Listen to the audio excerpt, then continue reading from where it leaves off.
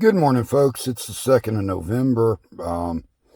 Heading out for uh, a meeting that the Crime Control Prevention District is having in Kirby. Now, some of you are aware I'm doing a campaign against their Proposition A in Kirby to extend the sales tax there for 20 years for that district. They don't follow the rules. They don't follow the laws. They don't account for the money they receive in accordance with the law. But most importantly for me is the fact that they have the audacity to say they want a 20-year commitment under the guise of saving money by not having elections in the future. And what that does is it takes away the rights of all people for the next 20 years to have any say in their government. Now, typically these elections are every 5 years.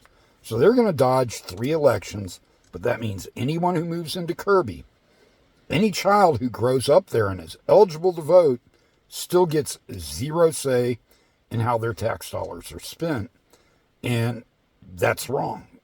Just completely. On that alone, the citizens should have said no. But, they don't do that. They, crime control's a good thing. So, some of you know, I don't believe in paying bail or bond. That right there is, $4,000 in cash in case I do get arrested over BS, which they're likely to do. Because I'd rather just pay a cash bond and get out with that cash bond than pay a bondsman, 10% of whatever it is. And, they'll take fees out, whatever. But if you pay your own cash bond, you get all that back when they drop the charges or the charges are dismissed. If you have to pay a bondsman, you lose that money right off the top. Now, for a lot of you, you're like, that's not an issue for me. When you've been screwed around as often as I have, remember, like 10 or 12 times, those little things add up.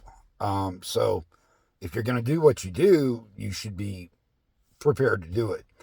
Understand you may get arrested.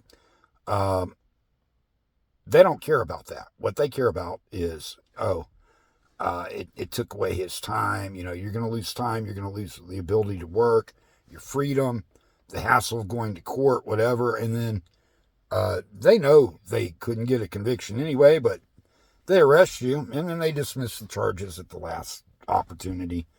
All that, though, doesn't change the fact that it is a risk you take if you're going to be an activist, that people will weaponize the police against you. So you can take certain steps to avoid it, but the bottom line is a squeaky wheel gets the grease, and when you deal with dirty people, they do dirty things.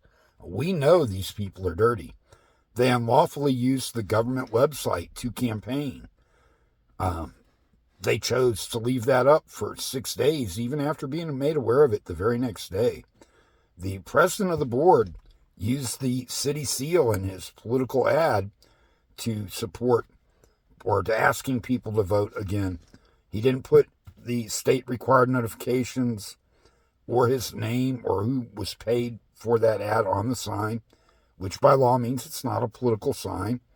And the city ignored it. They say, oh, you have to have a political sign to post on city property, but it's not a political sign. And they still ignore that. They're like, oh, we're not going to get into that. We don't care because we like the guy.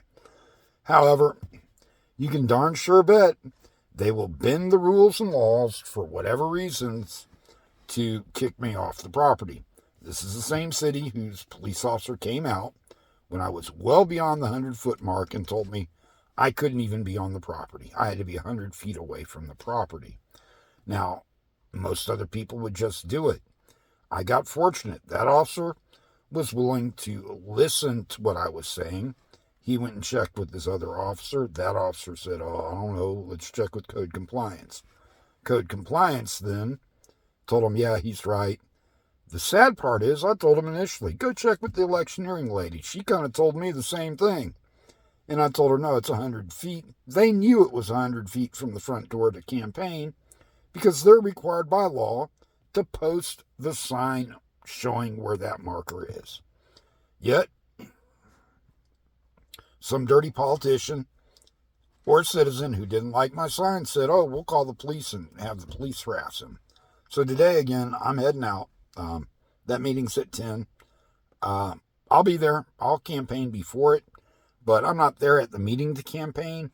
I'm at the meeting to ask the tough questions. Why do you guys feel it's okay to break the law when you're supposed to be supposedly crime control and prevention? Instead, it seems like they're controlling crime and preventing people from legally doing things. So anyway, this is Blue Lives Matter. That's where I'm heading. That's what I'm doing. I'll see you guys shortly.